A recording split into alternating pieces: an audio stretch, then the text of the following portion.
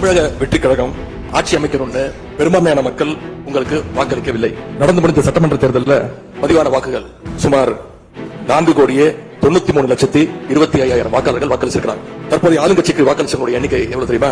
1,72,26,000 தான். மீதம் இருக்கக்கூடிய சுமார் 3,21,00,000 பேரும் நம்பிக்கை கோருகின்ற இந்த கட்சிக்கு, உங்க கட்சிக்கு எதிராக வாக்களிச்சிருக்காங்க என்பதை நீங்க புரிஞ்சுக்கணும். கட்சி ஆரம்பித்த 3 ஆண்டுகளுக்குள் 34.92% 1,72,26,208 வாக்குகளை மக்கள் தந்தனர். தமிழக வெற்றி கழகத்தை தனி பெரும் கட்சியாக சட்டமன்றத்திற்கு அனுப்பி வைத்தனர்.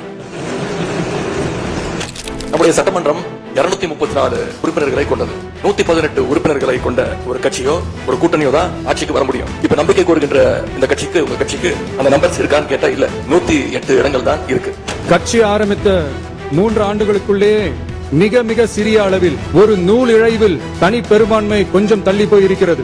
அதனால் இந்த அரசை சிறுபான்மை அரசு போல யாரும் நினைத்தால் அதிலும் எங்களுக்கு மகிழ்ச்சியே. நாங்களே சொல்கிறோம், இது சிறுபான்மை அரசுதான். சிறுபான்மை மக்களுக்கான பாதுகாப்பை உண்மையாக நிலைநாட்டும் அரசுதான்.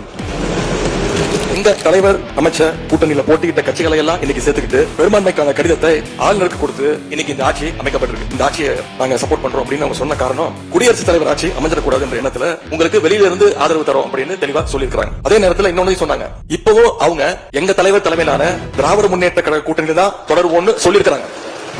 இது பதவிக்காக, அதிகாரத்துக்காக அமைந்த அரசு அல்ல. நம்பிய மக்களுக்கு நன்றி கடன் செலுத்துவதற்காக அமைந்த அரசு. அதிகாரம் காட்டி மிரட்டும் அரசு அல்ல, அனைவரையும் அரவணைக்கும் அரசு. எவர் மீதும் வெறுப்பு காட்டும் அரசு அல்ல, எல்லோரையும் விரும்பும் அரசு. மக்களே முக்கியம், மக்கள் நலன் மட்டுமே முக்கியம். அதுவே எங்கள் ஒரே நிலைப்பாடு. எனவே மனசாட்சி உள்ள மக்களாட்சிக்கு ஆதரவளித்த அனைவருக்கும் மீண்டும் என்னுடைய நன்றியை தெரிவித்துக் கொள்கிறேன்.